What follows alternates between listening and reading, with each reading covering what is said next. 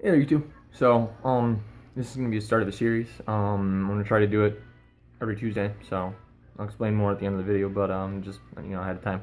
So, feel free to give me some feedback in the comments whether or not you want me to do it or not. But so this is gonna be philosophy and politics. This is gonna be the first video on it, and it's gonna be for John Locke. If you're unaware who John Locke is, he was a European philosopher. He was born in 1632 and he died in 1704. He's most famous for his philosophy, life, liberty, and property, which eventually evolved into life, liberty, and the pursuit of happiness. Which, if you're unaware of that, well, it basically decided what America became after the Revolutionary War. So, the reason why I think John Locke is the father of everything that we understand in the Western world is because his three ideals, life, liberty, and the pursuit of happiness, affect so much every aspect of our life. And even life, liberty, and property affect so much of our lives as well, because with the property part of it, it affects the government in the sense that they can't take your property away from you and commandeer it for their own uses. They can't, kick you out of your own home and have their soldiers live in your house, irregardless of the situation. So it protects a large amount of the freedoms and liberties that we have, like the freedom of speech, the freedom of press, the freedom of assembly, peaceful assembly, the freedom of religion. So when I hear a lot of people that talk about hate speech, it kind of irks me a little bit, because I want to just tell them, I was like, look at John Locke.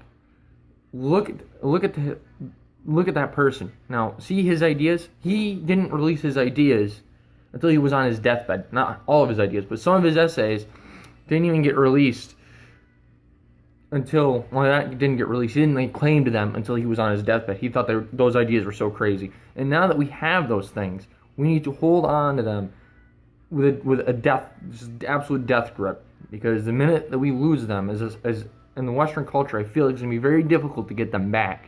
One of those, it's easy to lose it, but it's easy to get it back, or it's easy to lose it, but harder to get it back mentalities.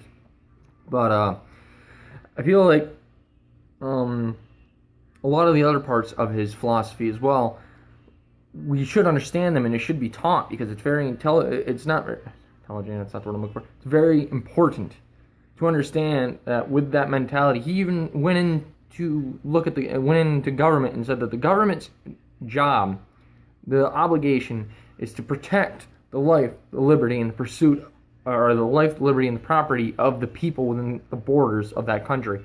So, in the sense of the United States, because that's where I live, and I can't speak for British people as I don't live in Britain, but in the United States, the government's job is to make sure that your property is safe, that your life is safe, and that your liberty is safe, that your freedom of speech, your freedom of press, your freedom of religion. And the minute that the government thinks that they can just start restricting it, we need to go to the Constitution and say, look, this is what it says. It says, under no circumstances shall it be infringed.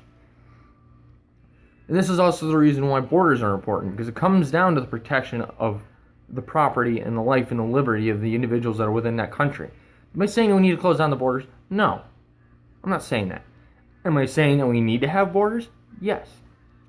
But moving on from that to my other point is, this is also, the pursuit of happiness is also very important too, because it doesn't say what your pursuit of happiness should be. Maybe your pursuit of happiness is you want to be a successful artist. Maybe your pursuit of happiness is you want to be a mechanical engineer.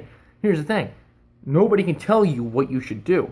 Like, the government can't go to you when you turn 18 or whatever and say, all right, you're going to become an artist, you're going to become a mechanical engineer, and you're going to be a truck driver. They can't do that. Why? Because it's up to the individual. And that also gives individuals agency as well. So, with everything that we understand in the United States and in the Western world as a whole, John Locke was the father of a lot of our ideals. And unless we forget the history, it needs to be taught. And it needs to be respected, in the sense that with a life, liberty, and the pursuit of happiness, that your pursuit of happiness is fine, as long as what you're doing doesn't affect another person's pursuit of happiness. So, one group of people's pursuit of happiness might be death to all infidels. However, the people that are infidels might take a little bit of issue with being killed. That would end their pursuit of happiness. Kind of thing going on there. So, do I feel like we as a society should take everything that John Locke said and preached as ultimate truth? No, but it is very important that it is recognized, because it is the foundation of the Western culture in the United States and everything that we all live in and we love. Anyway, like I said, I'm going to try to make this into a what's the word I'm looking for? Series, so to speak. I'm going to do it every Tuesday. So if you're unaware of how my schedule works, Tuesday would be next week after next. The week after next, my video would fall on a Tuesday again, because I do every other day. So, I appreciate all the support from my subscribers and everybody else. Feel free to leave your comments, opinions, whatever, about this series if you want to see more, what you think about John Locke in general. If you have any suggestions for philosophers I should check out, leave it down below. And you guys have a great morning, afternoon, evening, and or night. And I will see you Thursday.